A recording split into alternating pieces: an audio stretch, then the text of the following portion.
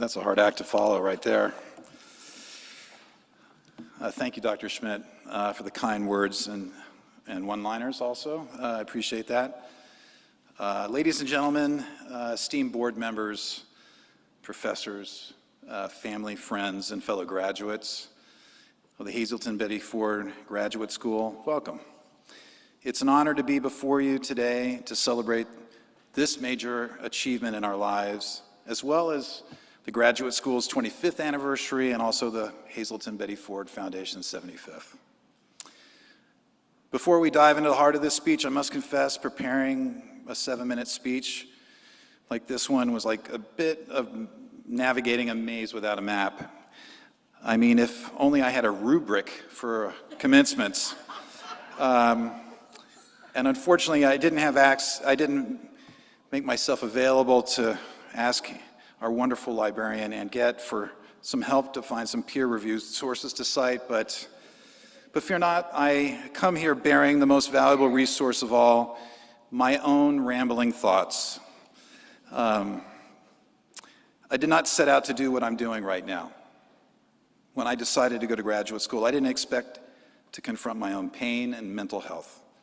Leanne Brown did not advise me that that was a requirement when I applied.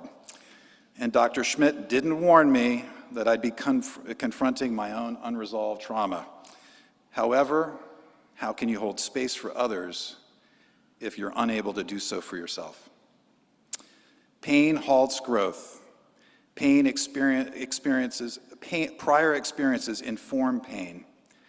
During our training, I understood that mastering this pain would equip me to have access to the integrity required in this field of work. I found deeper empathy. This program taught me how to learn to walk through through my issues and confront myself so I can be a more effective person for others. Like many of you, my path to this moment was filled with twists and turns, and I never imagined myself standing here today addressing my fellow graduates and you. My prior career was characterized by desperate desire for titles and honors and recognition. But this week, a patient came into my office.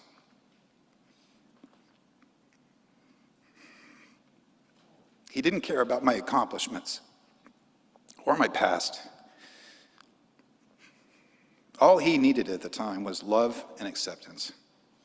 I had no idea that all of us graduating today were learning to love ourselves in order so we can make room for our patients and clients. I'm reminded of Dr. Doyle's poignant words at the beginning of residency. He stated that if we could just impact one life, we might be able to prevent future generations from enduring the consequences of their addiction. On that first day of residency, Dr. Doyle's words stole my breath away. They remind us of the significant impact of our work and how it may break the cycle of generational substance use, as well as the impact of co-occurring disorders. It's a constant reminder of how much responsibility we have as counselors and as clinicians. This program has challenged us, tested us, stretched us in ways that we never thought possible. We've made it through every requirement, from navigating the complexities of substance use disorders and mental health. We've encountered a labyrinth of technical hurdles, including deciphering DSM-5 codes to attempting to mastering motivational interviewing. I mean, each task was as difficult as explaining TikTok to our grandparents. But look at us now, ready to put our lessons into practice.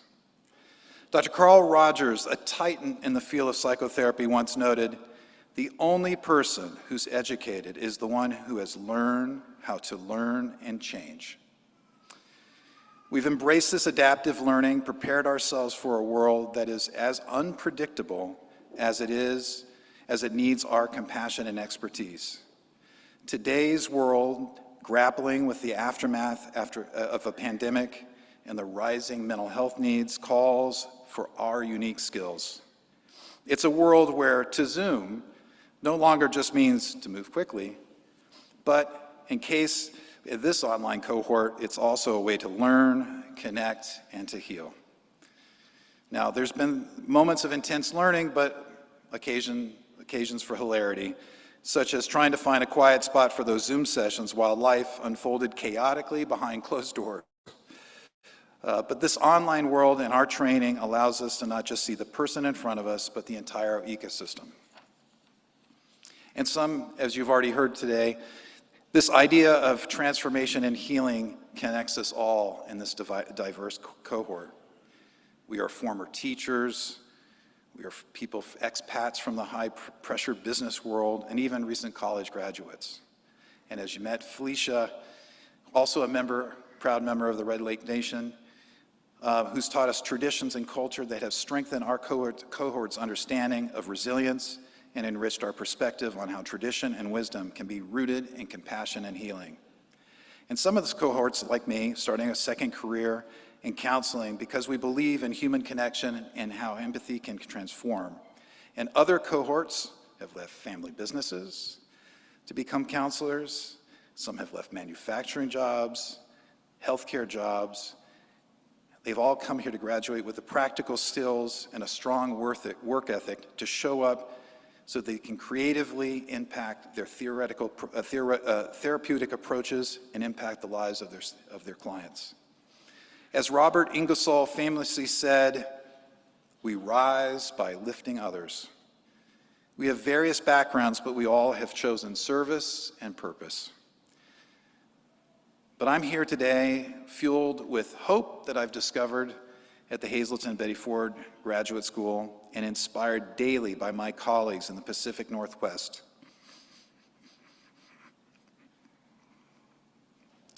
Who share a passion for healing, hope, and combining science, love, and the wisdom of lived experience.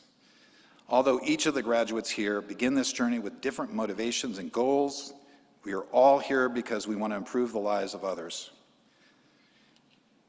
As we reflect on what brought us to this moment, let us not forget the support and guidance of our faculty and staff, many of whom have been acknowledged today.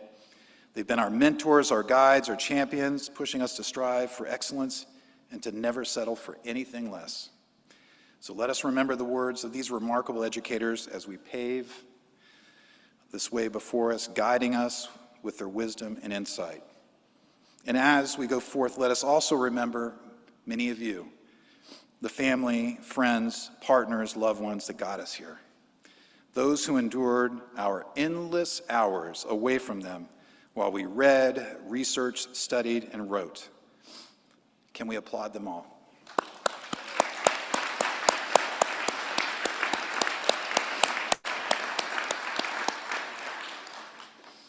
I'm not dealing with this tassel very well, but okay. In closing, let us embrace the challenges that lie ahead with courage, compassion, and resilience. Let us never forget the profound impact we can have on the lives of those who suffer. Congratulations, my fellow graduates. Today marks the beginning of a new chapter of our shared journey, filled with endless possibilities, boundless opportunities to make a difference, and let us go forward with the spirit of service that binds us together to be the change that we want to see in the world. I leave you with an inspirational quote of Maya Angelou. And I quote Miss Angelou because it's mandatory at every graduation to mention Miss Angelou. People will forget what you said. People will forget what you did. But people will never forget how you made them feel. Thank you very much.